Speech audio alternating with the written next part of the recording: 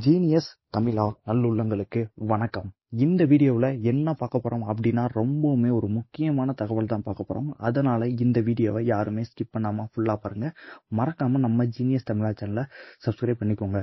Okay, இந்த வீடியோவில் பார்க்க போகிற ஒரு முக்கியமான ஒரு நபர் யார் அப்படின்னு பார்த்தோம்னா தோனி, தல தோனி. தமிழ்நாட்டில் எல்லாரும் செல்லமாக தலைன்னு கூப்பிடுற, அதாவது கிரிக்கெட் வீரர் தோனியை பற்றி தான் இந்த வீடியோவில் பார்க்க போகிறோம். ஒரு முக்கியமான ஒரு அப்டேட் நியூஸ்.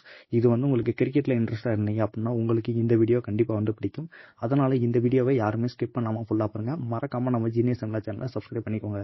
ஓகே, தல தோனியை பற்றி இன்னைக்கு ஒரு அப்டேட் நியூஸ் வந்துகிட்டு இருக்கு. என்ன அப்படின்னு பார்த்தோம்னா தல தோனி கிட்டத்தட்ட 2008 2021 வரைக்கும் ஐபிஎல் விளாண்டுருக்காரு. ஓகே ஃப்ரெண்ட்ஸ், சாரி 2024 வரைக்கும் ஐபிஎல் விளாண்டுருக்காரு. தவறாக சொல்லிட்டேன். இப்போ வரைக்கும் விளாண்டுருக்காரு. இப்போ கூட அவரை பார்த்துருக்கோம். ஓகே, இப்போ என்ன அப்படின்னு பார்த்தோம்னா 2025 சீசனில் அவர் விளாடுவாரா அப்படிங்கிறது ரொம்பவுமே ஒரு மிகப்பெரிய கேள்வியாக இருக்குது. அது மட்டும் இல்லை, இப்போ ஒரு நியூஸ் ட்ரெண்டிங்காக போய்கிட்டு இருக்கு.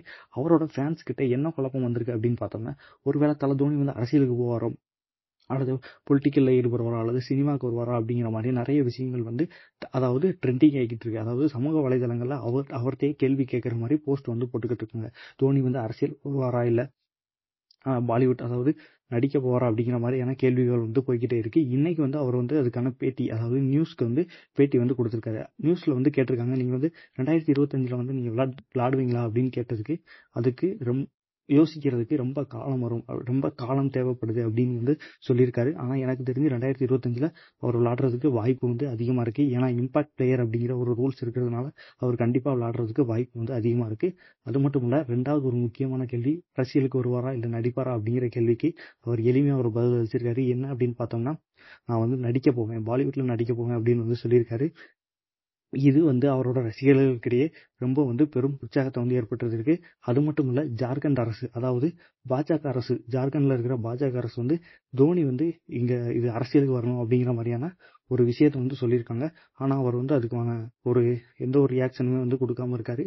என்னைய பொறுத்தளவு அவர் சினிமாவுக்கு போவதற்கு வாய்ப்பு அதிகமாக இருக்கும்.